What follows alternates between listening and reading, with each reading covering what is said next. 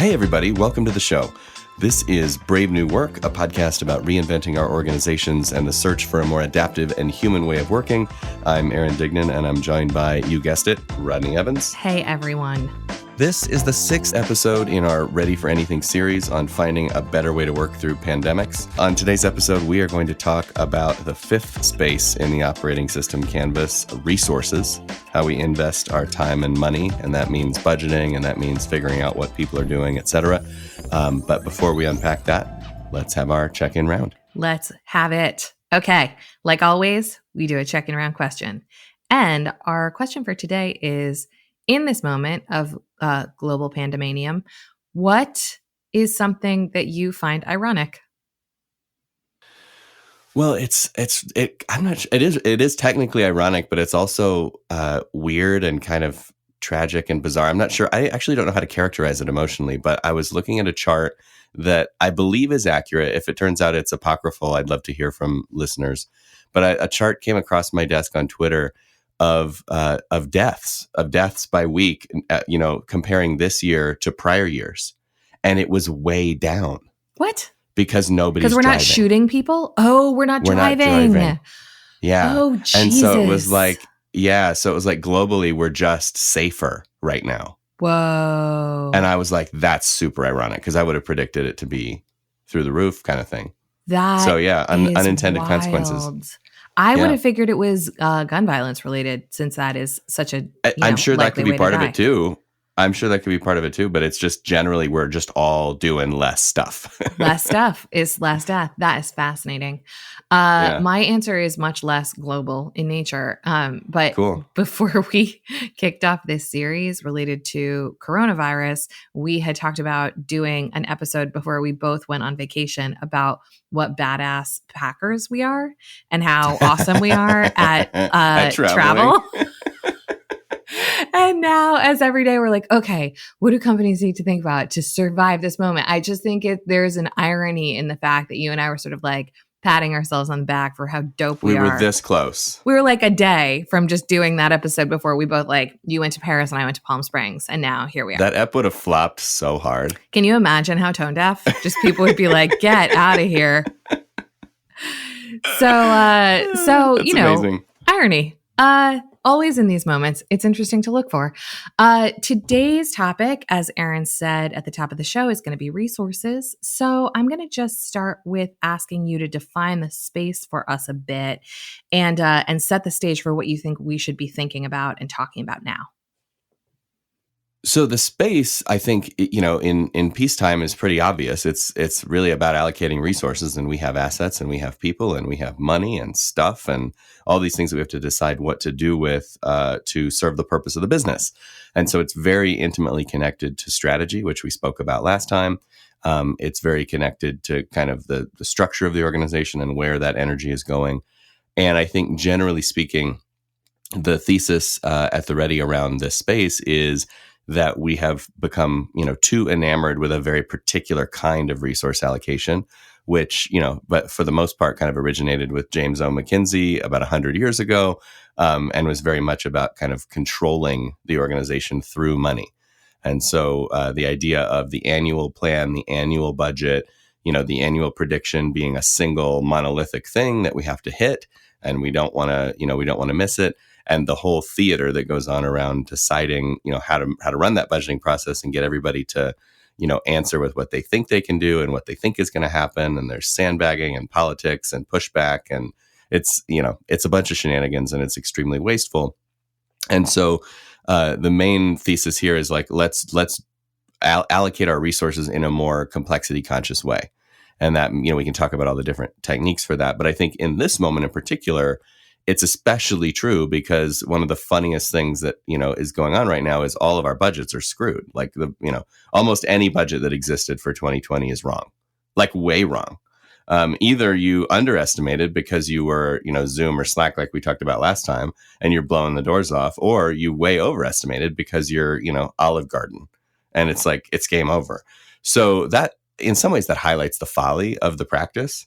And highlights the need, around it. So I think today I kind of want to just talk about how would you fix it in peacetime, but more importantly, what would you do about it in a moment like this. Yeah. And one thing I want to really prime us with before we get into all of the ways in which we can think differently and we can be complexity conscious is a really strong advocacy for taking the people positive lens on this right now. Yeah. And what I mean by that is this. There is a lot of insanity going on in the world right now. And when we talk about remote work and we talk about new ways of working, it's really easy and it's really lazy to be like, well, you know, people don't have as much slack and they don't have as much flexibility because their kids are home, or because there's distractions, or because they don't have a proper home office, or because, you know, the internet is not doing what it's supposed to be doing consistently. And all of that is true. And there is also just like the fog of living in this mess that is also true. And so as we go into talking about budget allocations and how you can rethink about these things, I just want us to keep in mind that this is not the moment to assume that people are going to be at their most efficient, that they're going to be the most able to give 150%. Even if they want to, even if that's their intention, a lot of people out there, and I am having my own moments like this, are having a really difficult time just like staying focused and making the stuff we're supposed to. And like, you know, a lot of us, I think at the beginning of this had big aspiration of like, I'm finally going to like clean out my closet and write the great American novel. And what we're finding instead is like getting dressed and like getting through the day is a lot. Lift.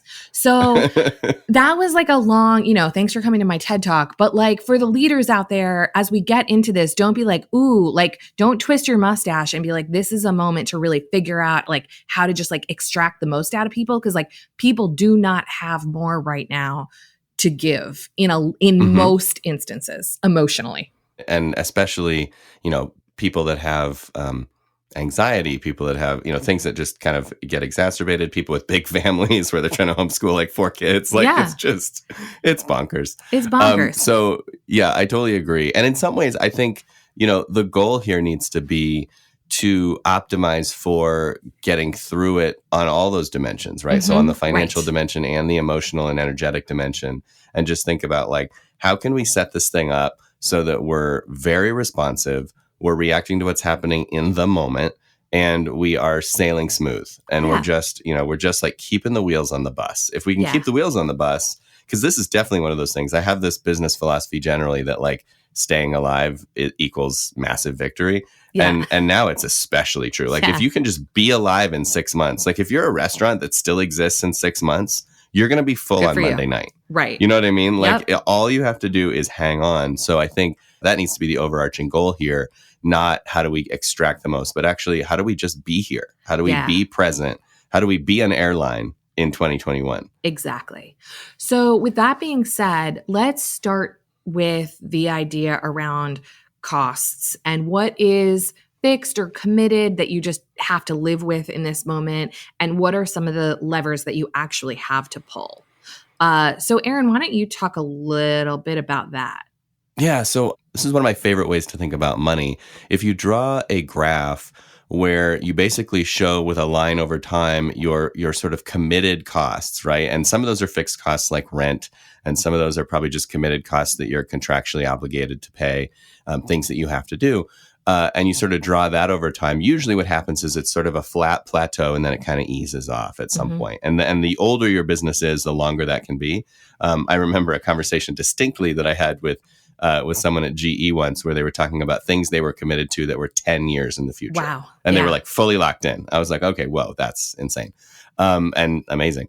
And then, you know, for a brand new startup, it might be a week or 2 weeks or month to month rent or something. So you draw that line. And then you draw another line which represents the things you think you might want to do, right? So what are the things that are like usually part of your variable cost, usually, you know, part of your strategy? You might want to sponsor this, you might want to pay for that, and you can kind of see what those look like. And that space is sort of the play area.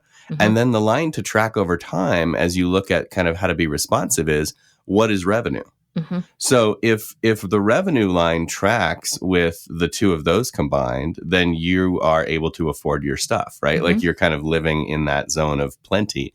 And if you have a period where the revenue dips and you see like this pattern there, that's where you want to then carve out of the variable and optional costs, so that you can say like, all right, well, we thought we were on track for a month, and then in month 2 things really took a dip, and so what we're going to do now is look ahead and start to carve out what we can get away from. And it's just this habit of responsive or kind of reactionary spending, which is like, we're not spending based on a budget where we just assume everything's going to work. We're actually spending based on what's happening at a top line level.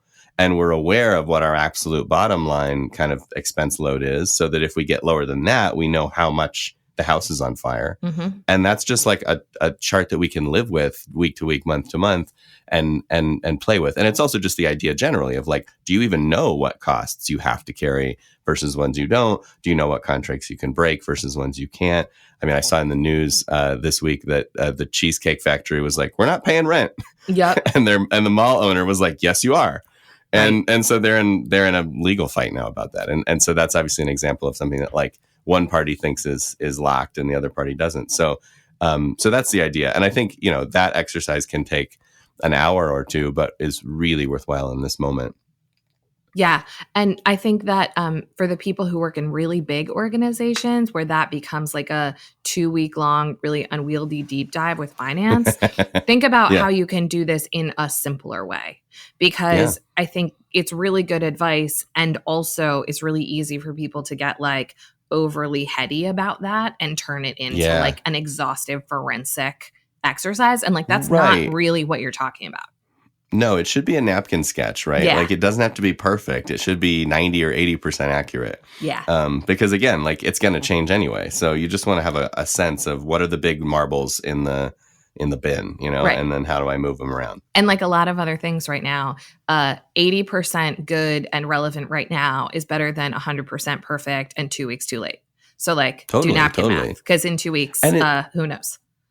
And in some ways that connects to another idea to talk about, which is rolling forecasts. Yeah. So, usually one of the fatal flaws with traditional budgeting is it tries to do too many things at once. Mm-hmm. And so it's like, we want you to be a floor, and we want you to be a target, and we want you to be a forecast. Mm-hmm. And all of those are different, right? A floor should be the, kind of the minimum, the most, the minimum amount of profitability we want to see, the maximum amount you can spend, et cetera.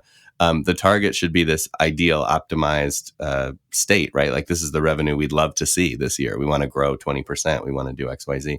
And the forecast is supposed to be what's actually going to happen. Mm-hmm. So those are 3 different things, right? The minimum, the maximum, and what we think will actually happen. And when you jam them into one number, the number becomes bullshit because it can't do all those things well. So it has to pick what it's going to do well. And generally what happens is the leadership says, well, gosh, we'd really like the budget to be built on a target model where we have this big stretch goals, because wouldn't it be great if we were more profitable and more revenue? And they want to push for that. And the people that are accountable for that and on the hook are like, we should really pull this down to at least a forecast. Mm-hmm. If not more of like a floor mentality where like we're going to sandbag, and then that way we can beat our target.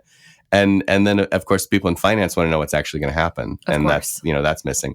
So anyway, so all of which is just to say, like, one thing we can do about forecasts that's nice is we can just do them all the time and make them independent from the amount of money we get to spend or have to spend, make them independent from, bonuses and incentives, and just say, like, what do you think is actually going to happen? And ask the question every month. Yeah. And so you're just rolling.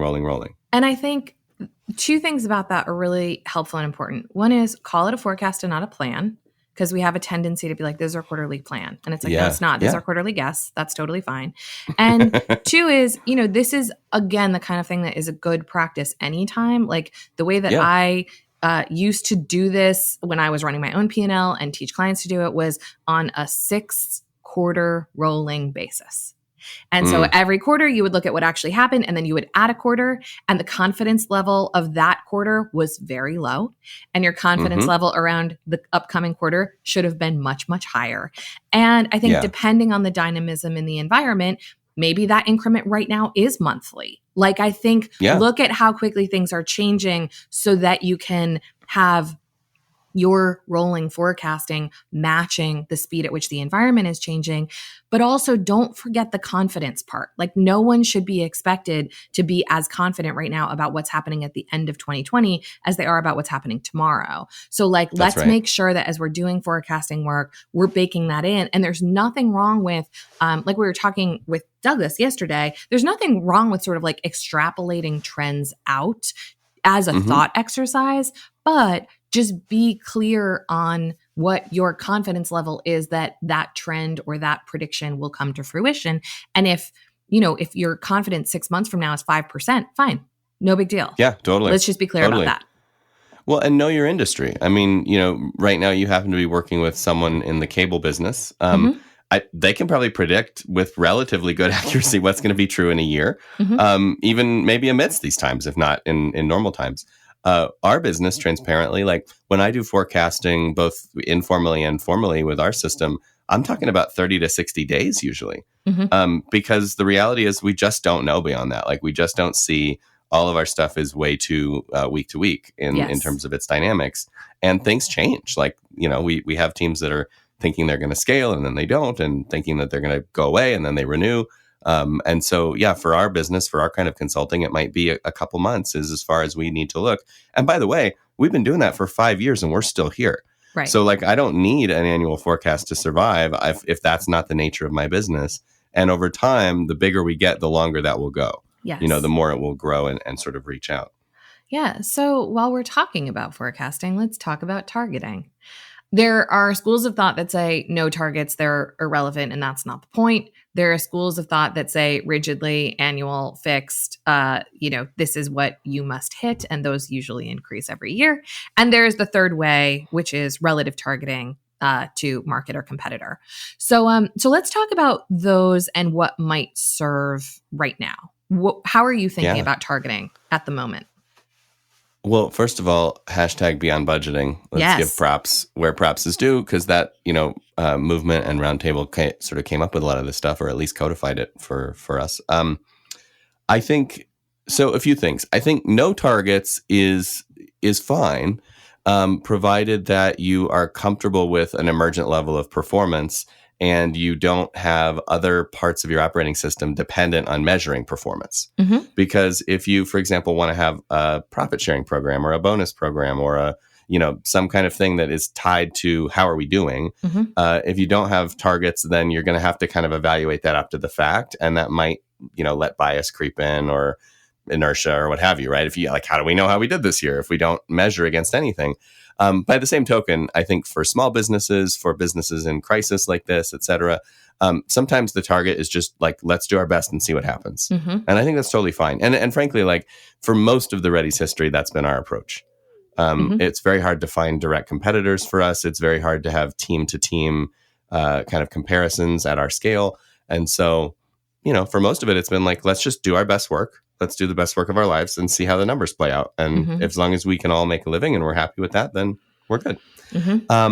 For bigger companies, for companies that want to kind of have a better sense of how they're doing, I think that's where you get into the fixed targets versus the relative targets.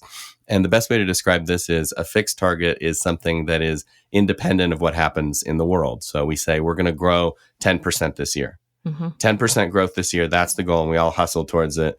And if the market does something crazy, like maybe there's a pandemic, we all miss our bonus, right? Because it doesn't happen, it doesn't play out.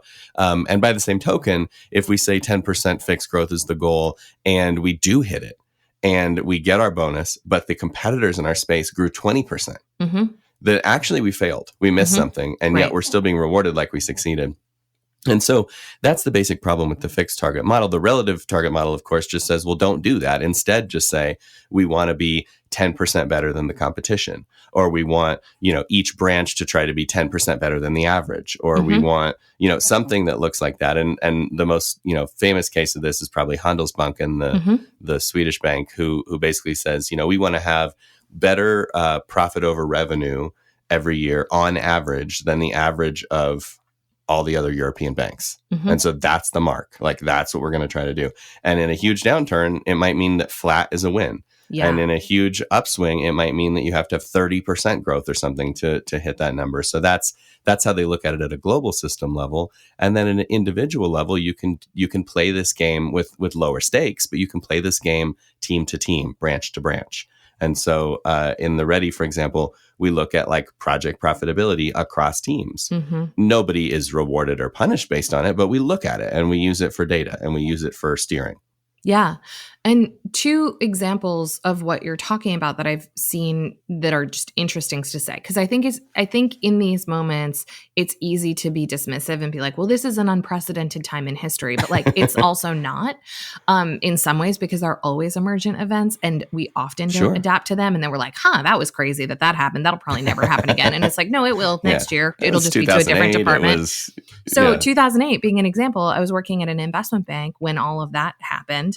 And I distinctly remember the bank that I worked at did not take TARP money.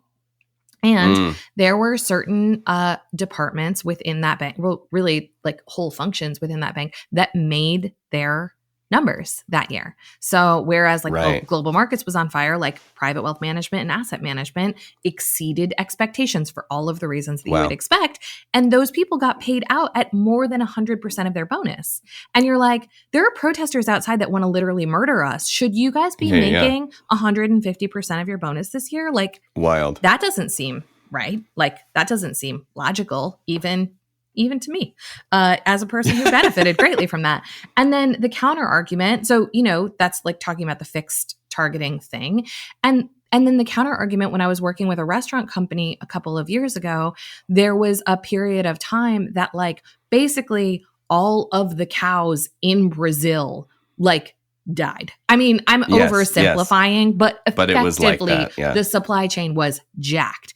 And the reality, and it was one of the most adaptive practices that org had, was that they were able to look at their quarter, look at the fact that they were hugely reliant on these suppliers who just could not produce anything, that they were going to pay these crazy premiums, and able to adjust and reforecast. And as a result, they quote unquote beat a lot of their competitors who were not in a similarly adaptive position. So like, it's a good practice because pandemic notwithstanding, there's always going to be cow disease and there's always going to be financial up and down. And like, we should just be smarter about moving with the market.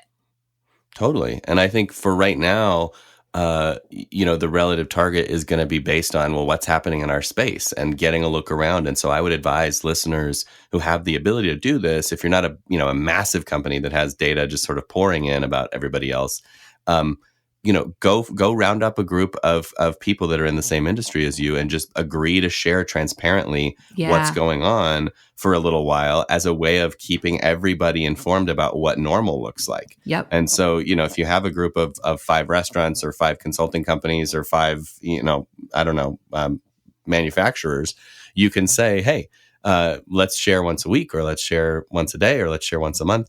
And then we'll know what to do. And by the same token, if you have a big system or a system with many different players inside, just start playing the game of how's it going for each, unit, and then figuring out where the units are doing well. What's the story? Where you basically have your own market inside your walls. You have so a market. Use that market.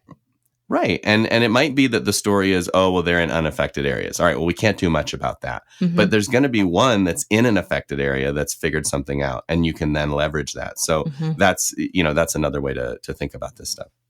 So the next place to turn is to one of the other resources. And I put that in air quotes because I freaking hate that. But basically the idea that like people are resources is weird to me. But nonetheless, it's sort of in this space of like what effort and what things can we apply. And so it's, you also have to talk about time and energy. So like, where do we put ourselves? And in very fixed systems, that means we're sort of locked into teams and we're locked into assignments. But as we've talked about in previous episodes, in more fluid systems, anything is possible. So how would you think about the resource allocation of people in this moment? So in the strategy episode that we did, we talked a bunch about how we invest our money in this moment and how we think about, innovation and bets versus the core business and keeping things going. Do that work and then have the resource allocation of the human beings follow. So I'm in conversations right now about, what 2020 outcomes are going to be less relevant because of what's going on, and what gigantic new opportunities have been unlocked because of what's going on. And what needs to follow that pretty imminently is having the human beings then shapeshift to organize around that stuff. And so what we don't want to do is keep structure or hierarchy or intact teams and then try to piece up the work and make it fit into our structures. We've talked about this in other episodes. We want to be allocating time and energy of our human capacity in our system against the things that we believe are going to help us survive, and then against the bets that we want to place that we think are going to have tremendous upshot for us. And to me, the piece of that that's going to be hardest is a clear-eyed look at what we really don't need to do. So what I usually see is not a lack of enthusiasm for new things or for survival, but a lack of discipline around what's actually not that important that we could let go of, even if we did write it down on a piece of paper in December and say it was really critical at the time. Yeah. And those processes, I think, can be a little bit further apart or a little bit closer together. So the kind of allocating resources and strategic bets and then aligning people to that, you can do that with exercises like putting all the possible bets and existing activities on the wall, doing some Monopoly money work with everybody where we kind of get the wisdom of the crowd to play against that. And then even getting them to start to allocate themselves against those things that get a lot of funding or a lot of support from the collective. And you can do that at a team level or a functional level or a unit level or even company-wide if you're small enough. So that's the kind of thing where you sort of do the strategy first and then you allocate energy and money around it. The other thing that is possible, maybe not as a reaction to this exact pandemic, but is possible to build as a capability, is just a real vote with your feet ecosystem and marketplace inside of a system. And so the example there that I always used to harp on about was Valve, where the desks all have wheels on them. And, you can literally on Wednesday, unplug your desk from game A and roll it over to game B and be like, see ya, I'm working on game B now. And imagine the power of that in this time when you have so many things going on, to just see if people were free to just go work on what they think would do the most.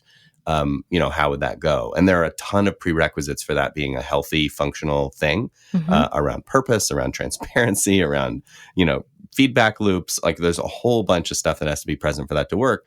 But I would be remiss to not mention that it is possible and to sort of tease at how powerful it would be in this time. And in some cases, we're sort of taking advantage of that, right? We're doing this series of podcasts. We're doing, a special kind of online thing that we'll be talking about and releasing later.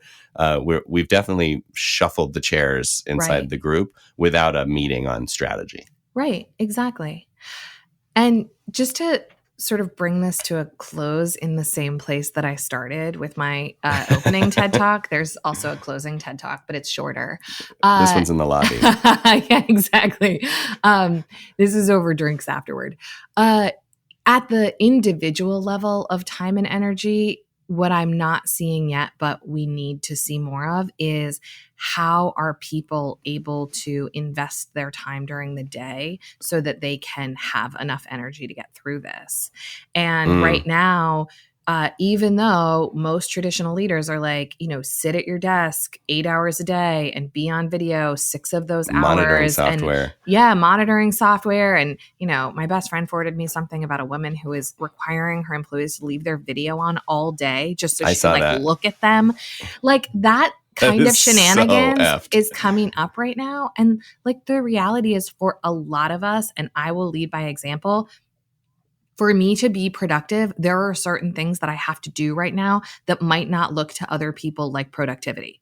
So right now, if I don't get outside for an hour and I don't work out for an hour and I don't take a break to just have a nonsense conversation for an hour, I'm not making it through a 10 plus hour day, as they often are in this moment. Yes. So let's just collectively, because we have the opportunity, reimagine what quote unquote work is and understand that as knowledge workers, we are the resource to protect and take care of and invest in right now.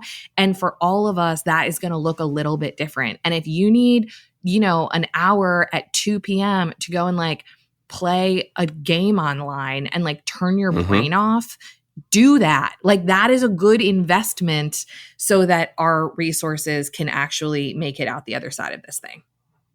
+1. And to circle back to the irony of the check-in question, all of the best productivity experts that I know and follow are like committed and convinced that we have about 4 hours a day of great work in us. Yep. And the rest of it is BS. Yeah. And so like, if that's true, then let's really sink into that, Let's really sink into it. And let's recognize the fact that like, if I'm at my desk for 10 hours, the second half of that could be done in 2 hours if I was fresh. I'm unfocused because my brain is tired and taxed. And so everything is taking longer than it should. And so like, if that's true of me, that's probably true of a lot of people. And so let's just get hip to that. Well, then I think we better shut it down so we can both go take a walk. Yeah, let's do it.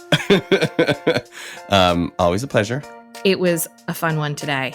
If you are digging this Ready for Anything arc that we're working on for you, forward this show, please, to your people who are trying to keep their businesses afloat, and also leave us a review. We would really appreciate it. It would mean a lot to us. And go do that. Also, a quick and usual tip of the hat to Taylor Marvin for making us sound good in closets, in lake houses, wherever we are. Brave New Work is produced by The Ready, where we help organizations around the world change the way they work. You can get in touch with us by emailing podcast@theready.com. It works. We reply. Check we love it out. it.